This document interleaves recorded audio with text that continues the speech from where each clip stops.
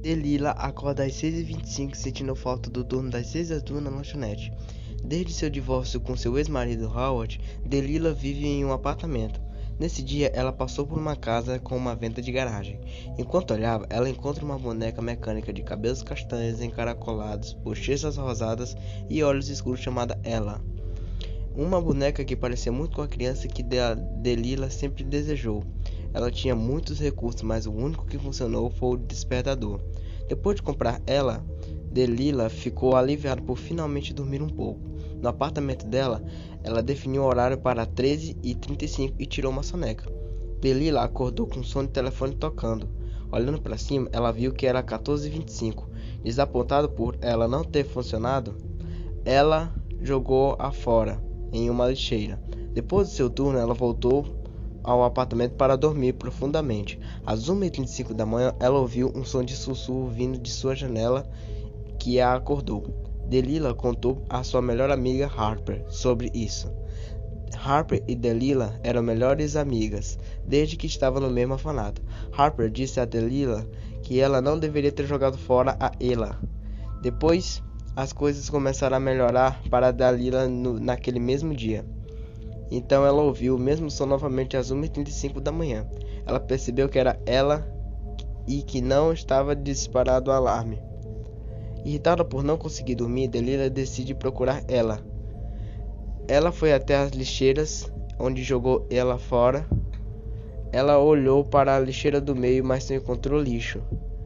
Sem sinal de ela então verificou a lixeira de sua esquerda para ver se ela estava lá. Ela não estava, mas encontrou um monte de livros sobre uma pilha de sacos de lixo recheados. Ela notou uma mancha vermelha surpresa em um deles. Ela não deu mais atenção a isso. A última lixeira também não tinha ela. Na noite seguinte, ela acordou de novo às 1h35 da manhã. Ela jurou que podia ouvir o som da batida da janela. Ela pensou em encontrar ela novamente, mas depois decidiu deixar o caminhão de lixo da cidade cuidar do problema. Ela acordou às 1h35 da manhã seguinte. Paranoica, Delila decide voltar à lixeira para procurar por Ella. Enquanto ela vasculhava eles, ela não encontrou ela. Delila decidiu ir até a casa onde a venda de garagem foi realizada, mas quando chegou lá, não havia ninguém lá. Ela até entrou na casa para ver se tinha alguém lá, mas não encontrou ninguém. Ela então decidiu tentar pesquisar sobre a boneca na internet. Ela descobriu que a boneca tinha sido descontinuada por razões desconhecidas. Ela tentou encontrar mais, mas só atingiu becos sem saídas. Mas 3 vezes Delila foi acordada por 1h35 da manhã. Ela podia sentir a presença da boneca, seus olhos encarando sua alma. Ela podia ouvir um som saindo de seu armário, mas não havia nada lá. Ela continuava a ouvir um som de batida debaixo do chão, mas parou. E isso continuou e continuou. Delila se sentiu torturada. Toda noite, Delila acordava às 1h35 da manhã apenas para ouvir barulhos e sensações estranhas. Ela estava começando a perder a cabeça. Ela tentou se mudar para lugares diferentes para se livrar daquilo. Então ela decidiu mudar para o turno da noite em seu restaurante, na esperança que isso acabasse com a loucura. Isso não aconteceu. Todas as noites do restaurante às 1h35 da manhã, ela podia ver ela. Tornou-se muito pior que ela foi demitida. Então ela ficou com a trupe de teatro de Harper, mas não conseguiu escapar de ela.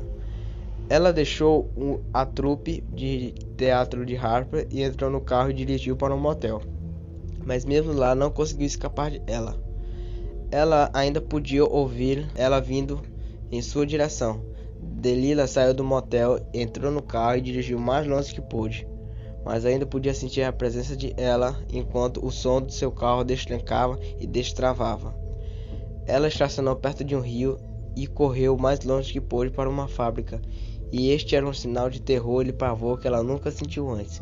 Ela precisava se esconder. Rastejando através de um tubo de drenagem, ela acabou entrando em um canteiro de obras abandonado, onde encontrou uma abertura de ventilação. Ela arrastou-se para dentro da rampa como espaço.